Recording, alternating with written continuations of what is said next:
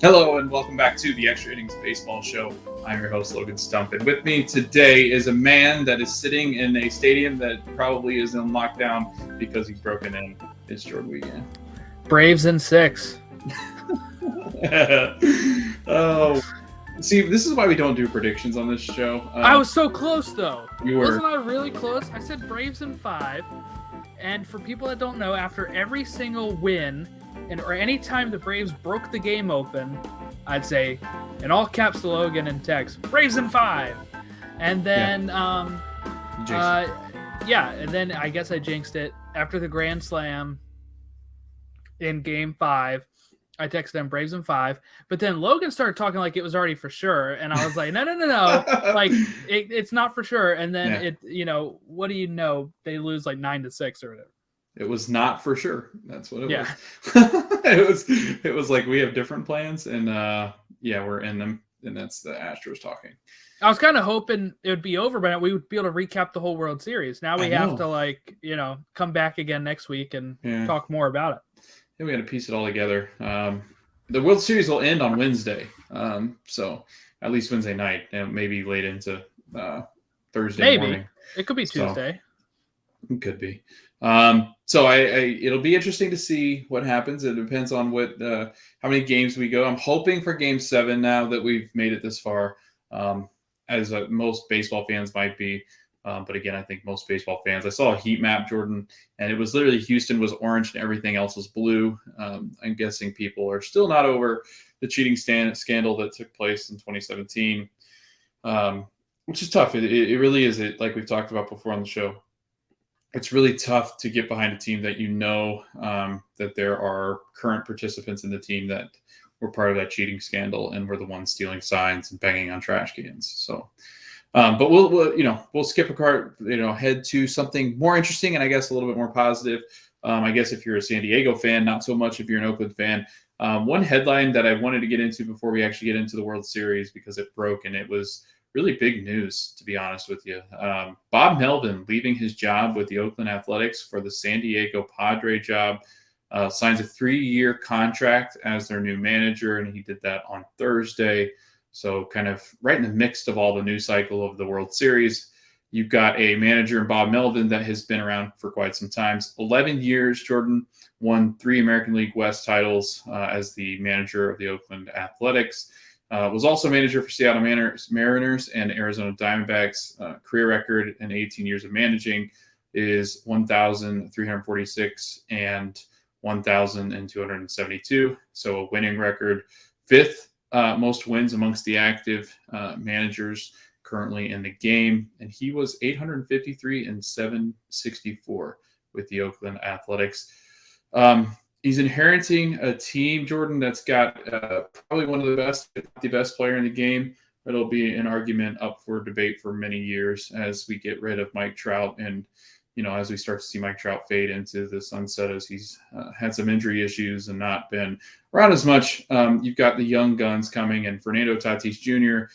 Is definitely a star that'll lead Bob Melvin's team. They've got Manny Machado with a good core of Jake Cronenworth. They've got center fielder Trent Grisham, second baseman Adam Frazier, and probably one of the most solid top 3 rotation guys in the game, Yu Darvish, Blake Snell, and Joe Musgrove, who have been tremendous. Not so good this season, but in past seasons have been pitching pretty well. Really deep bullpen. Jordan, Bob Melvin was with Oakland for all those years. Last year, so this last season, 21st lowest payroll. But this, if you go through and look, it's been updated because there's been a bunch of teams that have sold off a bunch of their players, so their payrolls have dropped. But they've always been playing with one of the lowest payrolls in Major League Baseball. Now moves into the 9th highest payroll in the league. Are you shocked by this move? I mean, this is one that like rattled baseball. I guess the baseball community, just because it was such a huge hire for the San Diego Padres and such a huge loss for Oakland. I thought they would, we kind of talked about options before. I said they would kind of need a more experienced manager. So I think this fits the bill. What we're talking about Melvin, on Melvin's end of it, I think this makes perfect sense. Oakland wasn't giving him anything when we talk about like financials, right? Like you said, one of the lowest payrolls. And he's going to instead jump to what you said, 9th highest? Yeah. But also just a team that has tons of young stars that if you're a manager, you'd beg for that job, right? I mean, because you can't do any worse than what they just did last year, I don't think. And then, or this year, I mean.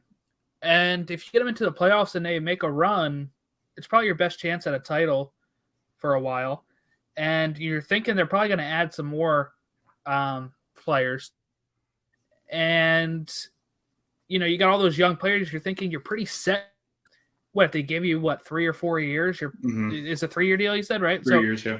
In your 3 years, you're feeling pretty set that your core is probably not changing. Like, I feel like that's just so much stability. If he can get the results, he set himself up beautifully. I mean, who wouldn't trade out Oakland for San Diego, especially weather-wise, too? Right. I mean, and then you get you know, the Padres, who are just been so good. Like I said, the young core and everything. Like that is like a manager's dream come true.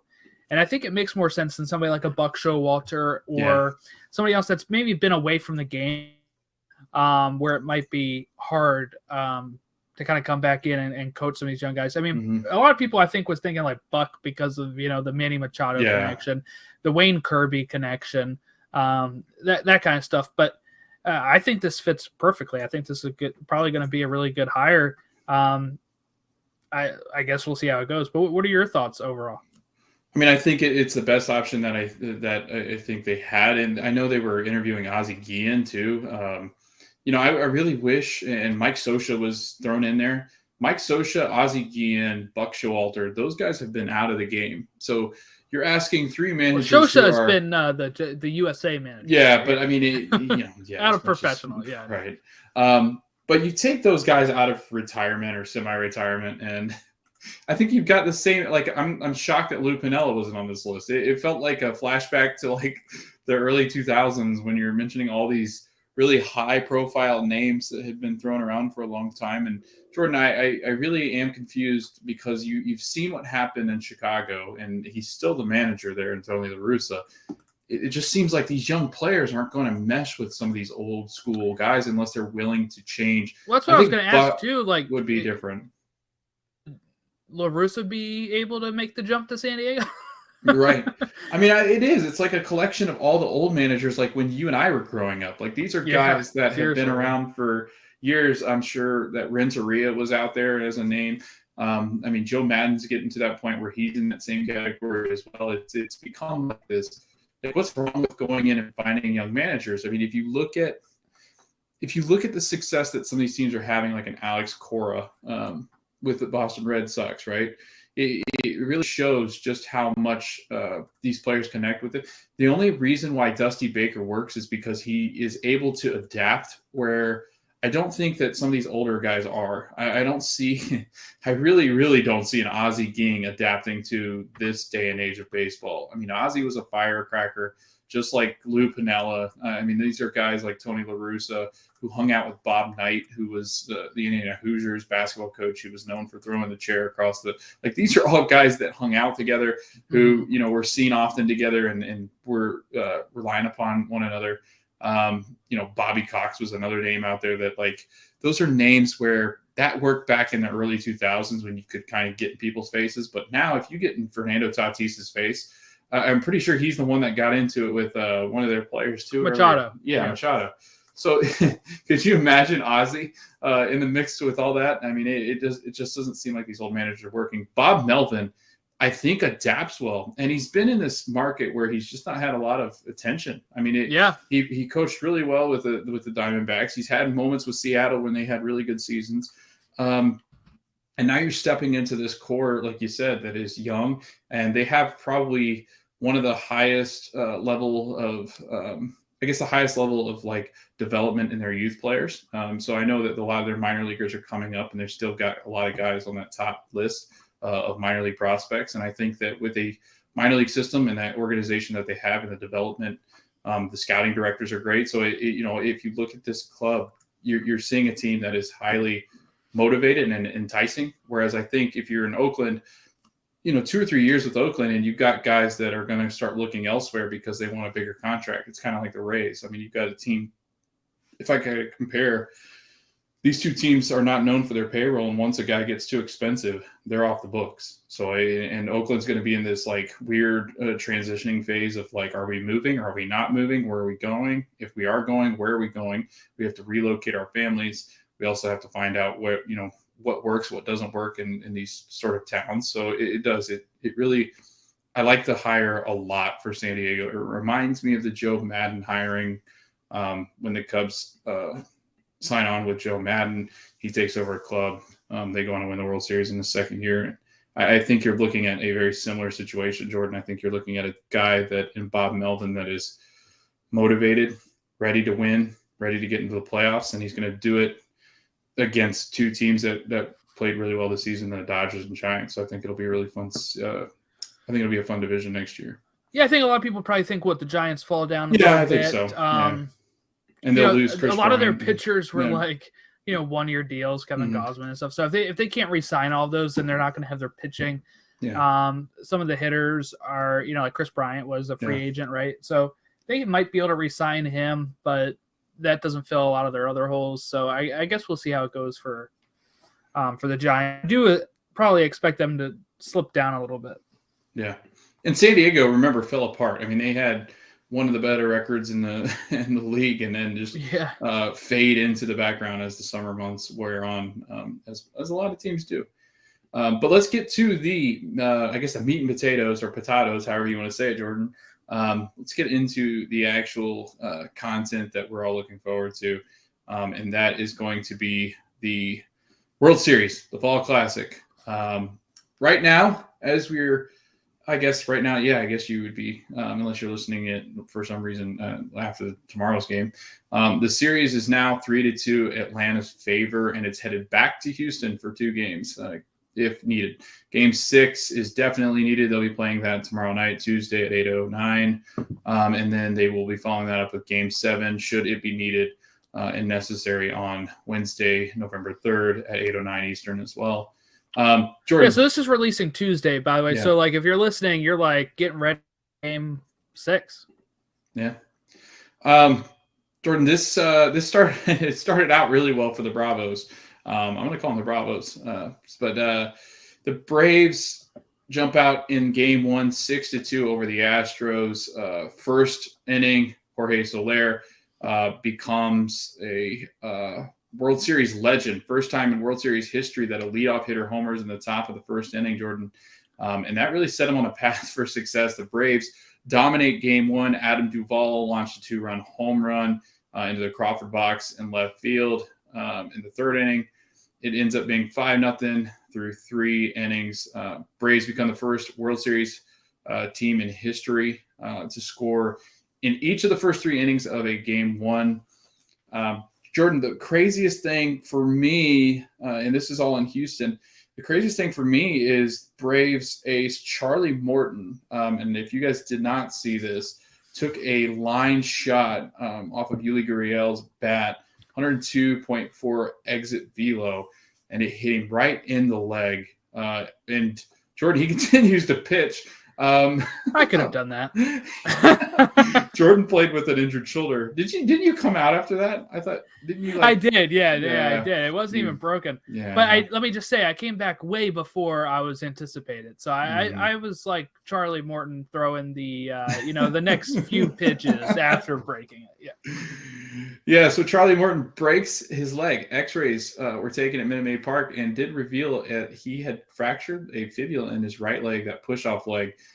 So that, and he continued to push off of it. Like, that is insane. Yeah. He records 3 more outs after that line drive, including a strikeout to Altuve in the third inning. So he's striking out some of the best hitters in all of the sport, and doing so with a broken leg, and can't push off. And I can't imagine how this felt. I mean, obviously not good, but there must be so much adrenaline that he just really kept trying to push through it, and was like, yeah, you can't tell. Off. I mean, you can't tell until the last out he records, I think, where he kind of when he lands on it again, where he kind of I don't know what to say, like hobbles. Yeah. Because so what I did was I showed my wife like a jump cut of the outs recorded after, after he got hit. So it shows him getting hit, and then it shows him recording the outs. And then I'm just like, I didn't tell her what it was. I just showed her it. And I'm like, isn't that amazing? And she was like, what? I said, when he got hit at the first part of the video, he broke his leg. And I said, he continues to push off of it, and you can't even tell. It's amazing.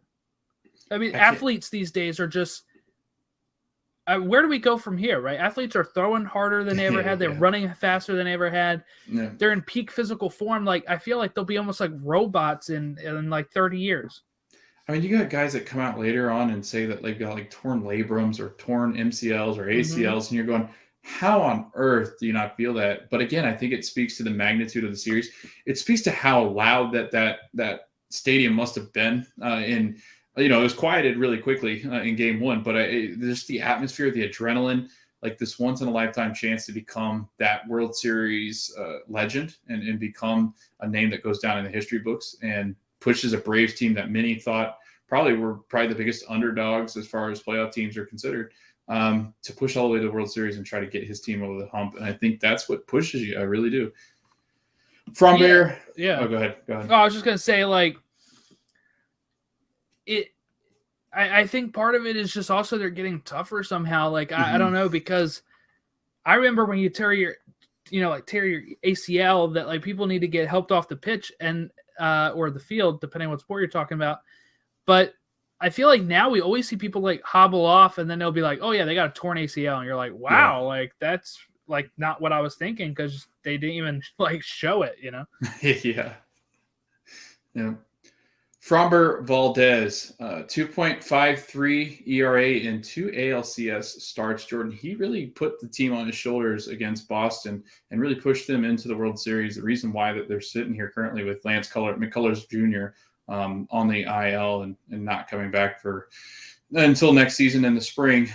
As a game one started, though, against Atlanta, he was hoping to do the same, but was not able to. Just 2 innings of work. Valdez gives up 5 runs on 8 hits. And across MLB history, Jordan, in MLB postseason series, best of 7, the team that wins game 1 has gone on to win the series 63.7% of the time. That number was actually lower than I thought it would be, to be honest with you. Well, say when you talked about like the history Soler made, what was that again? It was the first time in MLB history that they've ever had a walk-off first definitely inning. that he's not a walk-off. Lead off. Yeah, he never hit for the Cubs. But no, it was the first time that a team has ever left the World Series with a home run. And that's like amazing. It's wild. When we talk about World Series being like around for like 100 some years, right? Mm-hmm. And then the other stat, which was the stat from game, I know we're not at that game yet, but game 4, I think it was, where they hit 2 home runs to come back and take the lead. And it's like only the 3rd time in World Series history that's happened. Mm-hmm. And it joined the likes of like Ruth and was it Yogi? Yeah, it would have been, yeah. Ruth and Berra in 1928, which we're almost at 100 years from there. And then another one from like the 60s.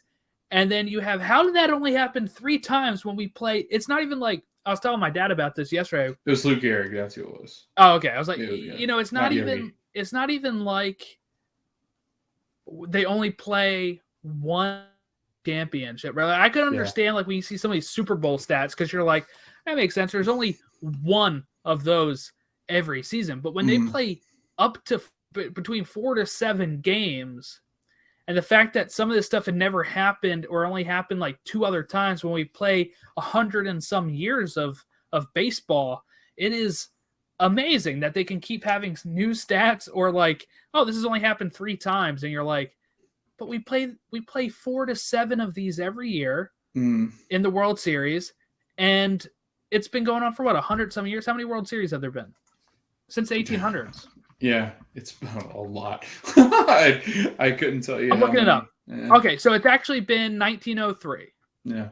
So we're still at like 100 and almost 20 years of history when we're talking about World Series stats. And it's just amazing that some of these don't happen as frequent as you would think, especially a leadoff home run in game one. You're like, how has that never happened before? Or, like I said with the other one, just having two back-to-back home runs to come back and win the game or something. Like, it doesn't seem like it's that rare of a thing in the regular season, but for some reason in a World Series, it's like everything's harder. Yeah, I think it's magnified too. It's like all these things should be harder, and the games should be a lot tougher to focus in. And I think that coming in, it's probably one of the worst experiences if you're not hot. And we'll get into that coming up here in a little bit, because we'll talk about how not hot the Houston Astros were. But again, everything's magnified. Like Martin Maldonado, the fact that he can't hit was magnified. Like it has been magnified. They've talked about it extensively, and then he comes up with 3 RBIs and he gets things done. And it's like, well, this is just, it's postseason baseball. You really don't know what to expect, and that's why we love it. And that's why, Jordan, I think that you always argue that this is probably the best, if not the best postseason when it comes to American sports, at least, because you really don't know what to expect. And like you said, that StatCast could be, I think it was like 99% or something like that, way down. And then all of a sudden the Braves hit 2 back-to-back or 2 in the inning. And it's like, okay, well, now it's over. And the Braves win this game. So it's amazing how quickly baseball can turn on its head. Logan, can I give you a challenge for us going into next season? Yeah. Can we get like a stat person on the show for an episode? Because I really do want to ask, because like I don't like to be rude about stats and stuff, right. But I do wonder, like when we talk about like analytics and stuff, how can you account for some things that, like we said before, are just like hot or cold streaks? Jordan Alvarez, right, was as hot as could be in the ALCS, and he's batting .063 right now. Like it's like mind-boggling of like I understand maybe some of these like series are just too small of a sample size for the analytics, but it seems like it's tough. Like Jock Peterson was hot up to the CS, right? And then cold, and then not really cold, but not like the big hitter he's been, and now it's been like Riley and like who am I looking at here when I'm like Rosario was in the Freddie the other Freeman games, hit really well. But Austin Riley batting 381, and you have Freeman batting 270, but Arnaud is batting 350. Like it's stuff like that where I'm like, how do you account for? And that's why I want to ask like an actual professional. How do you account for that kind of stuff in analytics? Because sometimes it just seems like you can't, but I'm sure I'm just ignorant, right? Like, I don't know. No, I mean, there's some of it too. Like you said, like there is definitely some of it. Like Martin Maldonado, him standing closer to the plate, which we'll get into. He talked about standing close to the plate in his last game because he figured out that if he stands close to the plate, he can read the cutter, and hopefully, honestly, he's hoping he gets hit. And they don't have that stat. They don't. Yeah, he's right over the plate. Your probability of getting hit. Like this is your probability of getting a hit. This is your probability of being able to read that cutter that so many had struck out on. Like there's so many things in baseball that I think, yes, the stats are great and the sabermetrics are great in telling us how well a player has played, but there are some instances, Jordan, that are just not measurable, and I think you see most of that, which is why I think the playoffs is the most interesting, because we'll get into, just how cold the Astros have been. It doesn't make sense that they win this game 9-5 coming up.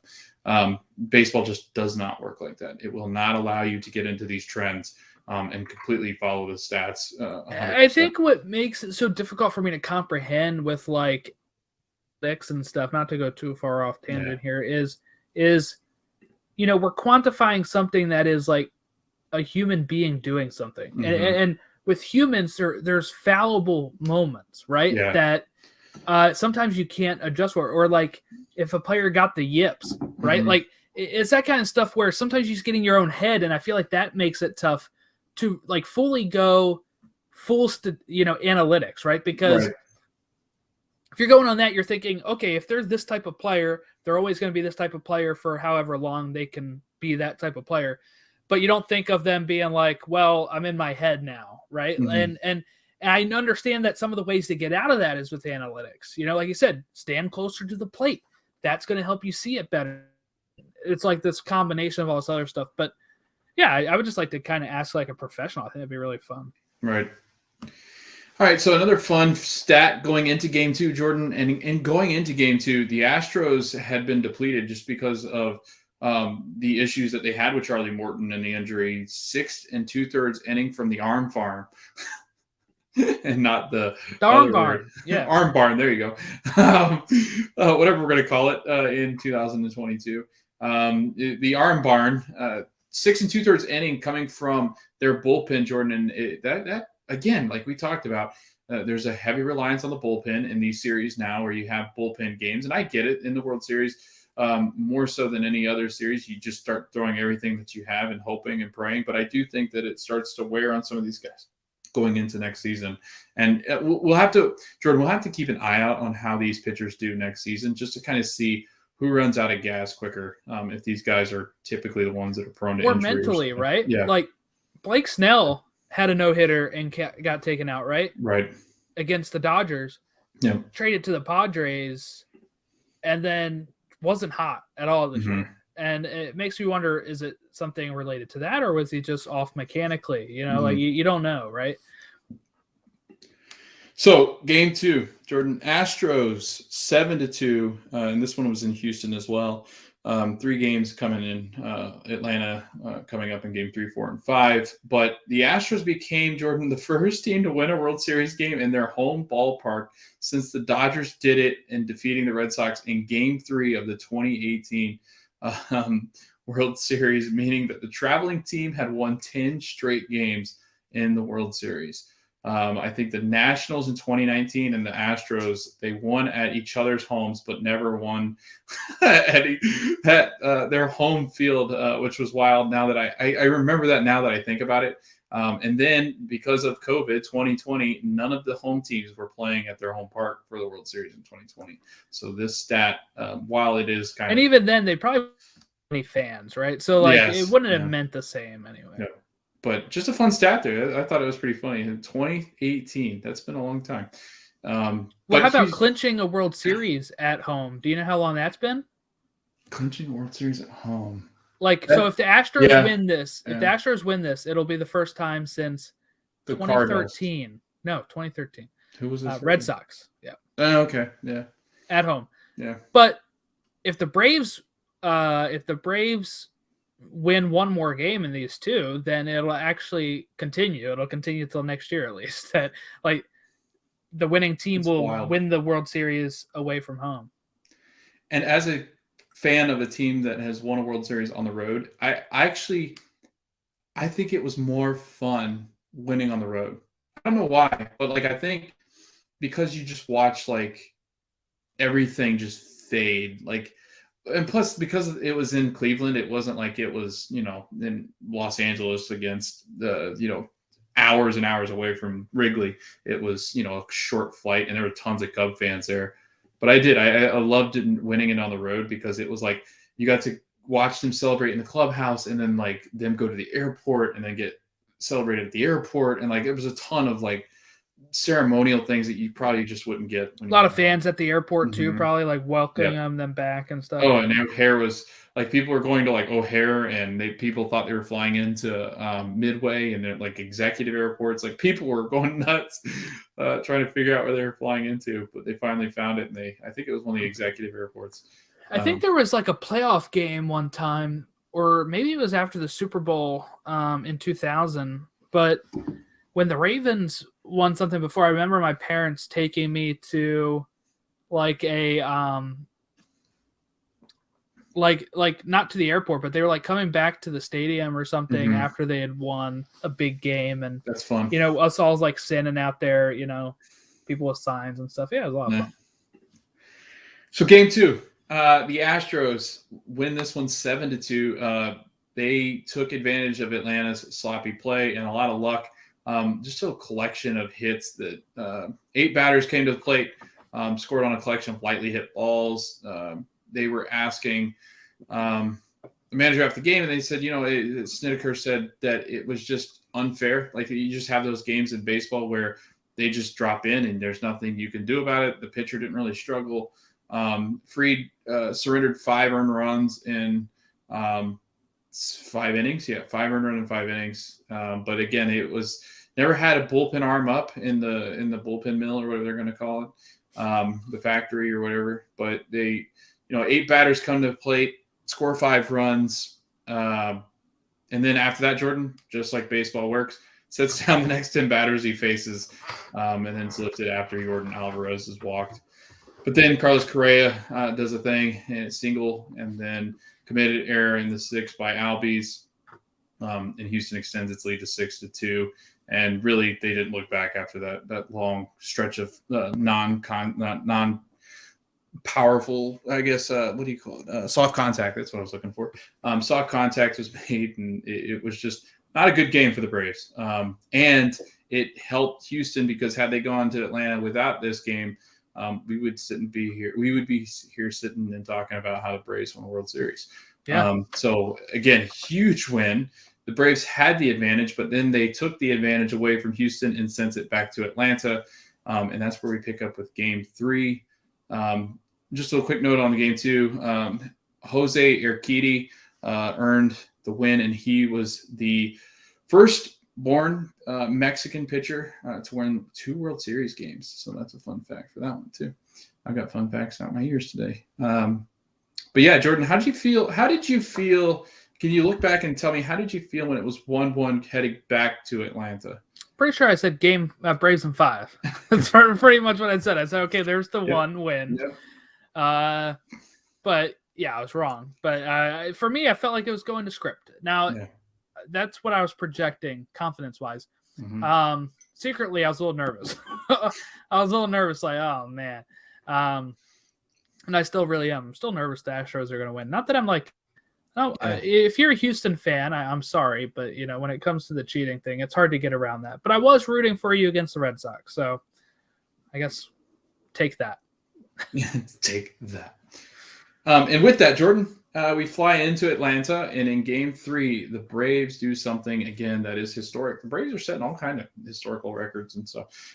Starter Ian Anderson and 2 Atlanta Braves relievers held the Houston Astros hitless through 7. And Jordan, that hadn't been done in a very long time. The last time that somebody has managed to go that far into the game in a World Series no-hitter bid was Jim Longborg, 7 2/3 innings in Game 2 of the 1967 Fall Classic. I don't know who they were playing, but I know he was a Cardinal. And this staff, Jordan, the Braves, have come out and performed extremely well, even with the adversity with Charlie Morton going down for the rest of the year. 23-year-old rookie, 5 no-hit innings, had some inconsistencies, but really found his command in places where he needed to. And Brian Snitker said that, this was a tough lineup. I mean, it is. It's the toughest lineup in Major League Baseball. And he made it look like it was a piece of cake, pitching a Game 3 World Series as a rookie and 23-year-old who just came up this year and decided that he was just going to whirl a gem. But they broke up the no-hitter in the 8th, led off Aledmys Diaz. Aledmys Diaz led off the 8th on Tyler Matzek, and he blooped a single in front of Eddie Rosario to end that no-hit. Yeah, I saw some people blaming Rosario for this, but I really think Dansby was way too far out, and it made Rosario stop, and because he was a little nervous about running into him, and that's when it bloops in. If Dansby just lets Rosario go there, I think the no-hitter stays intact for at least that batter. I mean, then anything else can happen, right? Like, we don't know. But I want to get your thoughts on this, too, because let me see if I can find the tweet real quick, because it is a banger, I guess. And I mean that sarcastically. I don't think it's a good tweet at all. So here we go. Let me find it.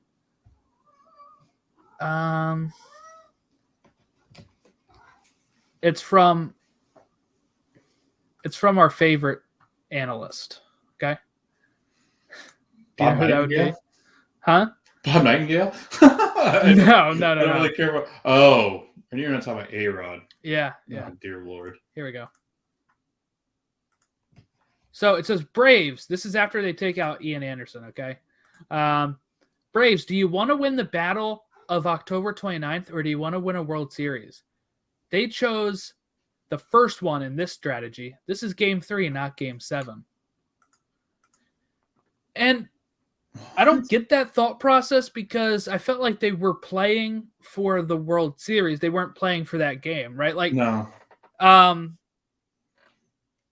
With Ian Anderson, one, pitches less. You're able to use him again sooner now. Yeah. You have the fact of if he does usually get burnt by the third time through and you have a 1-0 lead, you probably got to take him out, right? Like, yeah. If it was a regular season game, yeah, you're probably letting him go out there to keep doing it, but you're trying to win the World Series, and that means you need to win as many games as you can, which means you're going to try to do the best to win this game. Like, I didn't understand that thought process. Most of the responses on this tweet have like people being like, this makes no sense, dude. I just want to know what he was drinking and why it was that powerful at the whatever 10 o'clock at night this was. I mean, I guess I'm trying to like follow it. Here's a good comment from it, okay? Let me share this.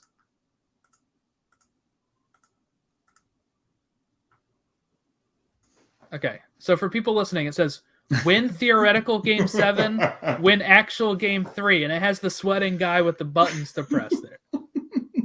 Because it's true. If you win actual game 3, that sets you up. It sets you up for winning. You'd be what? At that point, it's 2-1. Yes. You only need to win 2 more. Yes.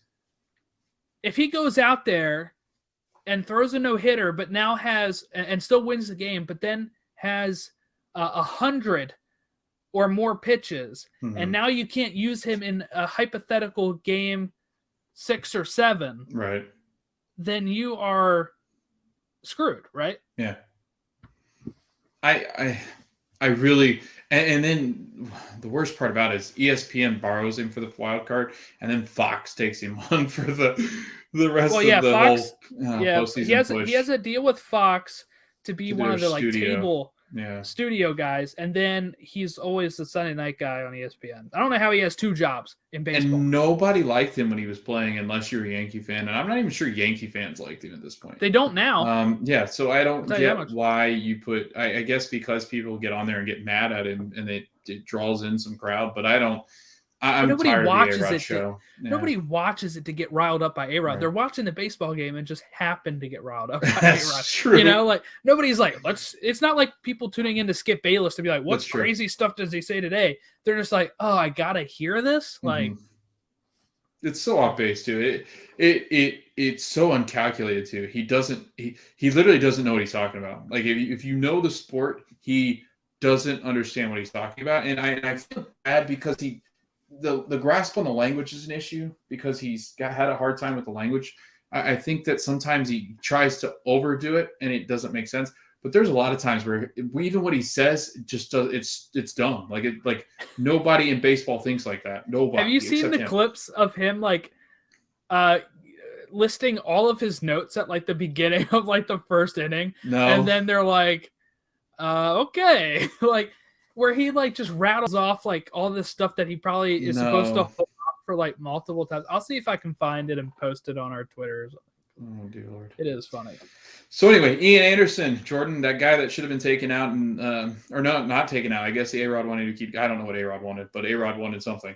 After 4 starts, Jordan 17 innings during these playoffs, and Anderson now boasts an ERA of 1.59. Shockingly good for a rookie that's 23 years old. And Jordan, contrary to what A-Rod believes, he will get Game 7 if it gets to Game 7. And if they really wanted him for Game 6, I'm sure he could throw a couple innings but I doubt they would ever use him. They would easily let him sit and wait for Game 7 with the way that he's been pitching. And like you said, if you take him out too early or you leave him in too late, confidence might get rattled. He might give up a couple runs, and that's the end of him for the postseason. So it's tough. It's definitely a tough line to toe, but I think that they did well with this one. And then they grabbed the 2-1 advantage. So I think they really did. So Travis d'Arnaud has been the show. Him and Freddie Freeman have really turned it on here in the World Series. especially Travis d'Arnaud. Travis d'Arnaud is hitting 350, Jordan, on OPS of 1.050. He's got 2 RBIs and 2 home runs, a double, 7 hits, and he scored 4 runs. Guy's been an absolute machine. And he's probably got one of the favorite names in all of baseball, just because I look at it and go, I don't know if that's right, but it is right because they keep saying it on TV. So Travis d'Arnaud. And Austin Riley has continued to just absolutely terrorize Astros pitching. 381 batting average, 524 slugging percentage, and an OPS of .905. He's got 3 RBIs, 3 doubles, 8 hits, and has scored a run. So he and Travis d'Arnaud and Jorge Soler and Freddie Freeman have all been absolutely phenomenal. Eddie Rosario as well. And then Adam Duvall has made an appearance, but we'll get into some of his appearance here coming up. He's had, a home run, and I think it was in game 1 where Duvall hit his home run, his first one. If I'm thinking correctly, I think he hit a 2-run homer. I don't remember. But yeah, game 4, Jordan. Hold on, before we start that, I found the A-Rod clip. Can I play it? Let's do it. I'm gonna play it on here. People should be able to hear this when I play it. To your strikeout story, his strikeout decline of 15% represents the greatest stride in the game this year. So that's Matt Vasgersian. That's impressive. And you see Camp at second. He went to Vanderbilt. Olsen had committed scholarship to play at Vanderbilt.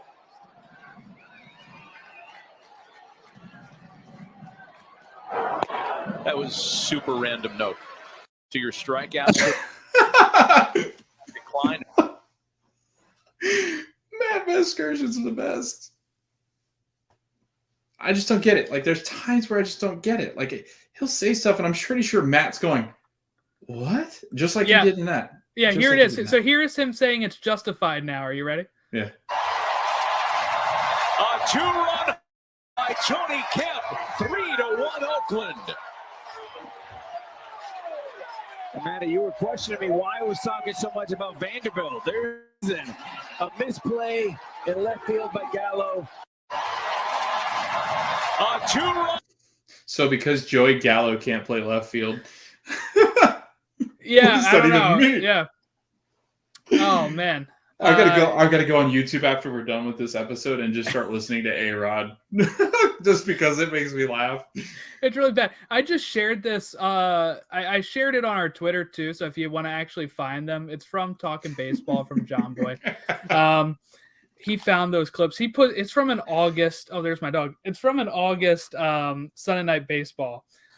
So it was like Yankees A's, I think. But yeah, really, really funny how he just doesn't know what to talk about, and then he just like brings up random notes, or he'll go at once or whatever. Like, yeah, he has no idea what he's doing. It's unbelievable. Just the fact that they let him do national games. But anyway, we tread on, Jordan. Game 4, Braves 3, Astros 2, and the Braves take a very commanding lead of the series, 3-1. Atlanta bullpen stepped up. Dylan Lee got one of those spot starts where he throws an inning and comes out. Kyle Wright, who relieves Dylan Lee, pitches 4 2/3 inning, and he only allows 1 run. Huge for a guy, Jordan. This stat really blew my mind. Only thrown 6 innings all year. So Houston really struggling in this game. And here is where I was talking about Houston getting cold, Jordan. With the no-hitter scare starting in game 3 and then leaking into game 4, the Astros were given all sorts of chances against Wright. 11 left on base in this game, and had gone hitless in their last 17 chances with men in scoring positions going back to game 2.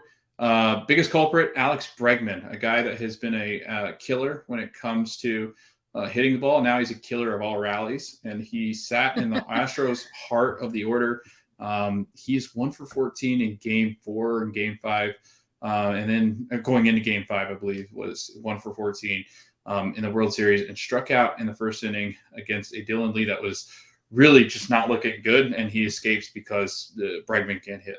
Carlos Correa hitting 143 for the series. while the ALCS MVP Jordan Alvarez is hitting .091 in Game 4. Currently, if I look at those stats, Carlos Correa is up to 263, and Jordan Alvarez is down to .063. So again, continuing to struggle, the ALCS MVP.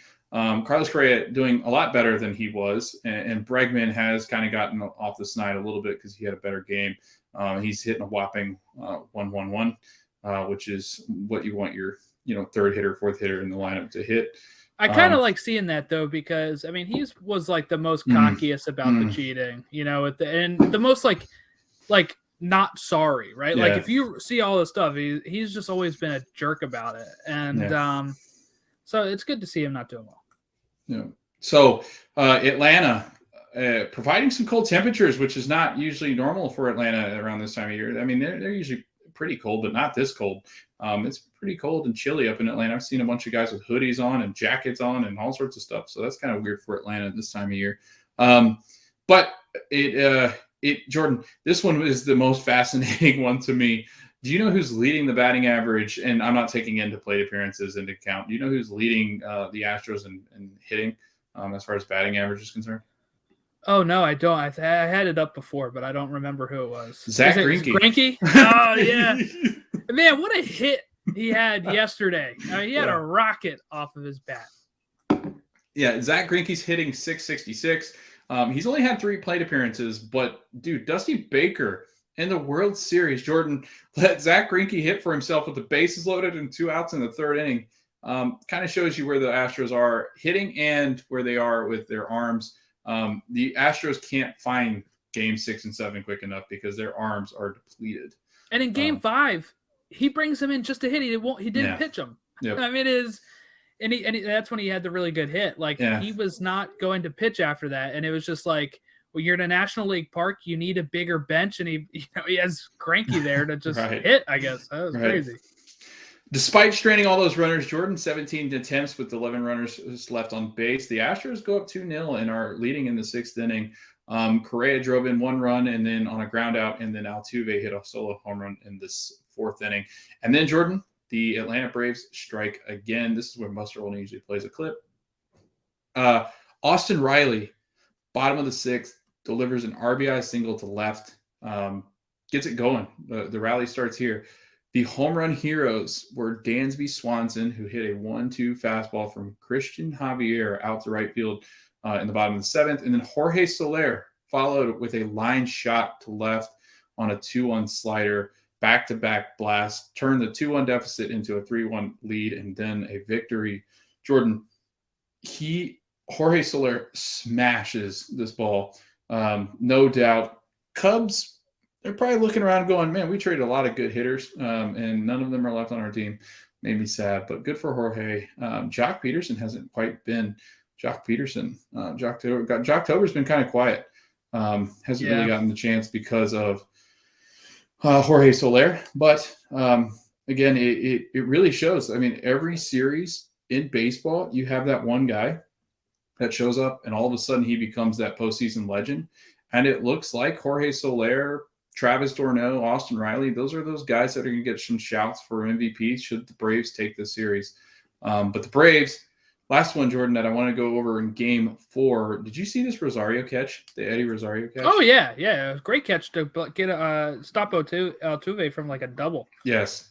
Top of the 8th inning, Altuve hits a blast. I thought it was gone off the bat. I was like, oh, man, that's gone.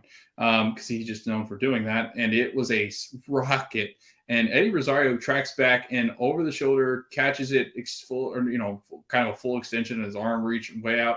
And he kind of runs into the wall at the end. It was a hell of a catch, brought him back towards the warning track, onto the warning track, and then crashing up against the wall. And honestly, that's a double, if not a triple, if he misses that and it goes off the fence.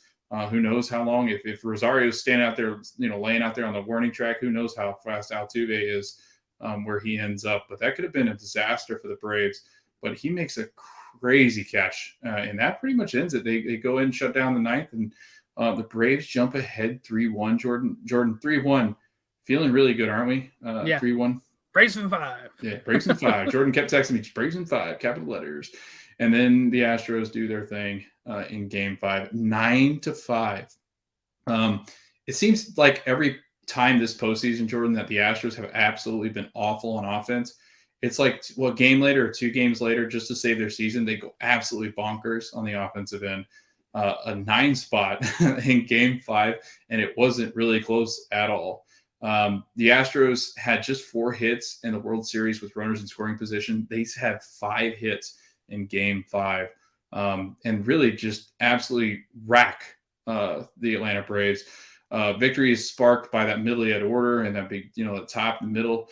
Altuve had 2 hits. Michael Brantley walked twice and got a hit. Carlos Correa collected 3 hits and 2 RBIs. Yuli Gurriel scoring 2 runs and 3 hits while knocking in a run. Bregman tallying a big RBI hit. And after entering a game 1-14, it was really needed for Bregman and might be just the hit that he needed to kind of shake it up a little bit. Jordan, this is the question I want to ask you. I don't know if you saw this, but Dusty Baker took matters into his own hands. You don't really ever see this, especially this late in the season. He dropped Bregman from the 3-hole all the way down to the 7th, and then slid Correa from the 5th to the 3rd and Gurriel from the 7th to the 5th, and it worked out marvelously. Marvelously? There we go. I'm missing words. Jordan, are you is this what makes Dusty Baker so good at what he does? And, are you shocked that he made this lineup change? Because you just don't really see this very often. No, I would say maybe I'm more shocked at Dusty doing it just because, like we've said before, like older manager, I feel like would be worried about how that's going to affect the manager, the player mentally. But when it's not working for you, you gotta play around with it. And when you're at 3-1, right, like it might be your last game to shift stuff around, right? So you have to play around with it, I think. So not overly shocked, but it does show, like you said, about him adapting more than I feel like. If we're looking at Buck Showalter here, he was very by the book with how he had everything set up. It would probably be the same thing. He'd probably be worried about affecting the mentality. Yeah. So, Jordan, the Braves turned to their second rookie in a row, Tucker Davidson. And let's say the first inning did not go well for the Astros. But the Braves, they really look like they had something until Tucker comes in. He does allow 4 runs on 2 hits while walking 3 batters in 2+ innings pitched. But I thought, I thought coming out of the first inning, the Braves had it because they get a grand slam, go up 4-0 on the Adam Duvall grand slam. Were you like, how, like, I was definitely, I texted you, I said, this is over. 4-0. It seemed like it had that feeling that the Braves were just going to keep rolling. They were at home. Like, that's a big lead at home to lose. But again, they had to turn to another rookie, and with Charlie Morton out, they've had to kind of shake up their rotation and pitch arms that might not have been pitching had he not gone down. Did you think it was? Did you think it was over? Did you think that when they do go up 5-4 that it was over? Did you ever think the Braves had control? No, I was actually really worried. 4-0, you're like 4-0, you're like, okay, this is pretty good, right? But then the next inning, the guy cannot locate his pitches, right? Yeah. Like, we're looking at what was his name? Davidson. Tucker Davidson, right? Yeah. His curveball was off. Yeah, it was just, it always seemed high, or it seemed like it was going. I don't know if he was trying to make them chase or not, but I felt like he was at a 3-2 count for every single batter. Yeah. And when that started happening, because you're like, okay, he had some trouble in the first, right? He got out of it okay. It was like a pop fly, then a walk, and then a double play. That was a lucky double play, because if he actually did play the ball when it came to him at the mound, he's not getting both. But it still somehow got to second base, and they were able to make the double play. The next thing you're thinking, okay, 4-0 lead, you should feel pretty good. You should be able to just attack some of these hitters. And I don't think he was doing that. Or if he was trying to, the control wasn't there. And as that started going on, I think he still got out of that with 4-0, and then, or maybe 4-1, but then, the next inning it falls apart more. They have to change, pitchers, and it became a whole thing. Both teams are kind of stuck with their pitching right now. Yeah, they are.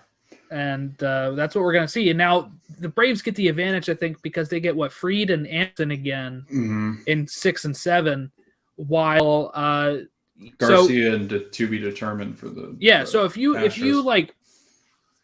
have to play a person that hadn't pitched. Davidson had pitched in June or something. That's the game to do it because you're up 3-1 and you're like, guess what? If we lose this, we still have 2 chances to win, and we got our 2 aces next. And I think that worked out okay, and we'll see if it works out because Tuesday, if you don't win Tuesday, I'm really worried about Game 7. Yeah. I feel like momentum would be so much on the Astros side, and it'd be almost a repeat of the Red Sox Astros. The Red Sox had a 2-1 lead at a point, and then it just completely Astros way. This would be a little different because it'd be 3-1 and then flipping the other. But I think Braves have to win it in 6. And I do want to point out, Trevor Plouffe, former baseball player. I know him a lot because he was an AL player. But, he's on the Talking Baseball with John Boy and stuff. And he, in March 31st, predicted Braves over the Astros in 6. And he was also posting on Twitter saying that if they win Game 5, he was going to be pissed because it would have been one off, and nobody else had really predicted this World Series matchup, especially that early. To do it right out of spring training is pretty remarkable. So that's what we'll be keeping an eye on that to see if he's going to be right on that. Because even my Braves in 5 thing, if that had been true, I was only saying that for a week. So he's been saying this for months, and we'll see if it goes to 7. I think the Astros might win it. Yeah, that seems to be the fear. I think the Braves easily fall on this one. Just guys, not really. I mean, they go up 5-4, and then they lose the lead again. Carlos Correa doing his thing and gets that 7-5 lead.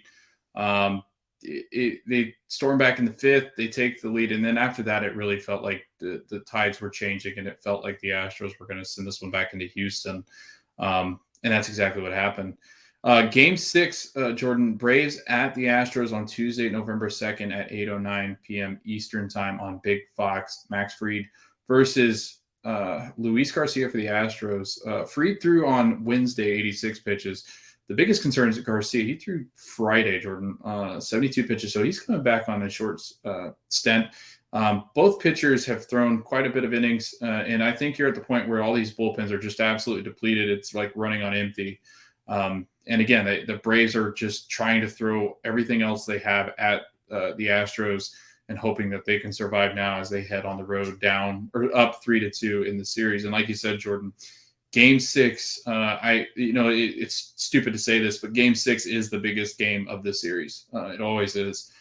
Game 6, a lot of things can happen, and you alluded to the big one.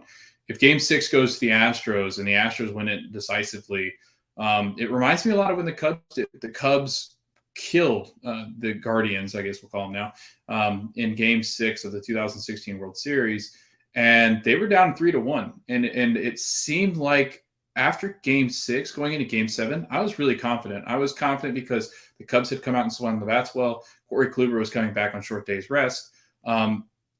This might be different, though, because I think it's working in the opposite direction this time. I do think the Braves have the 2 pitchers that they would want. If Charlie Morton was healthy, obviously he'd be thrown in the mix. But Fried has been their best pitcher all season, and then Ian Anderson has easily been their best postseason pitcher all season. Or postseason, and they really do align, and it looks like the Astros. Honestly, Jordan, Game 7, I think it might be Zach Greinke. I don't really know how it all lines up, but it might be Greinke and a bunch of collection of other arms. I think you might be see if Framber Valdez comes back to throw some innings, but it does look like it'll be a collection of arms that throw against the Braves if they do get to Game 7, which would be interesting. But I think Game 6, Jordan, is a huge game, huge implications, I think, in the series, because I think if the Braves lose Game 6, they'll lose Game 7. So, Jordan, I may ask you, this is the big question. We're currently at 3-2 Braves. We're back to Houston for Game 6 and 7 if needed. Who do you have now winning the 2021 World Series? Braves in 6. Yeah, I said it at the beginning of the show. Braves in 5. They go to the game and find out the Astros. No, I'm kidding. I'm going to go with the Astros losing. Okay, I was going there, but I'm going to switch it.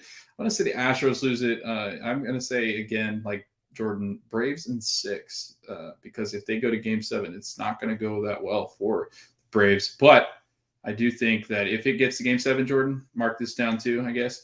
Game 7, if the Braves lose Game 6, the Astros will be your 2021 World Series champions, because I'm not sure a rookie holds up in Game 7 very well. I guess we'll see. But that looks like I think that'll wrap up the season, Jordan, and we'll get into some off season. I did see some positive news on the Players Association and getting a deal done. It did look like it was moving in positive directions, which was actually pretty shocking. I was really ready for a lot of negativity to start, because that's usually what happens because they're trying to get deals done. But it sounds like they're on a really good foot. It sounds like they're solid in the way that they're negotiating. It looks like the players know what they want and the managers know what they want. I think that the time thing was obviously what do you call it again? I can't think of the name of it off the top of my head, where the player usage when they're rookies, but I can't think of what it's called. But service time. There you go. I knew it was there somewhere. But yeah, the service time, it looks like they all had agreed that it was kind of a raw deal.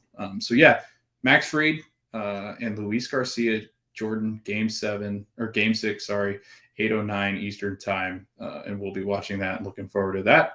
But on that note, next week we will be talking, or whenever the next episode comes up, we'll be talking the end of the World Series, kind of give our thoughts on Game 6 and maybe Game 7 if it happens, talking about any news and off-season news. But Jordan, this has been fun, kind of rolling this out softly and slowly and getting into next season. I think we kind of have a game plan for where we're going. We're just got to come up with some segments and maybe how we're going to do the show and how many updates we give throughout the week or whatever it might be.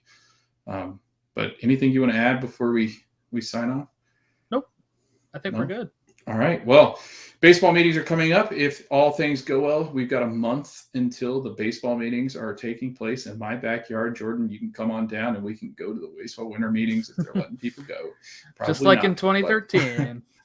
They are in Orlando, so I'll be looking out and seeing if I can head over there just for a day or two if I can get in. I don't know with all the COVID stuff going on if they'll let people in. I'm sure they will if they have masks, but it's be Florida. Interesting. It's Florida. Yeah, I think we're all getting ready we're going to share drinks and stuff and like spit on each other and weird stuff. I don't know what we're doing, but maybe sharing some bubble gum or something. I don't know. But if you want to follow along with us, Extra Inning Baseball Show over on Facebook, Twitter at Extra Inning Show, and Instagram Extra Innings Baseball Show. We are the Extra Inning Baseball Show, and thank you for listening to our postseason ramblings. We will continue next week, wrap up what we need to wrap up, and then get into any kind of news that breaks. Usually after the World Series, there's a good couple of manager firings or hirings or maybe some news on the lockout. It'll probably be a shorter episode next week, and then we'll preview what to look forward to over the offseason from the Extra Inning Baseball Show. I'm your host, Logan Stump, and this has been Jordan Weekend. It's been fun. It's been real, but it hasn't been real fun, Jordan. I guess we'll see you next week, maybe when it's a little bit more fun and we can have a winner for the World Series.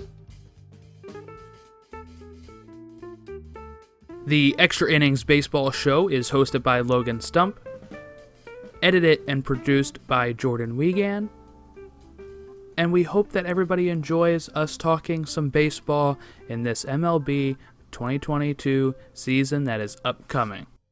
Thank you.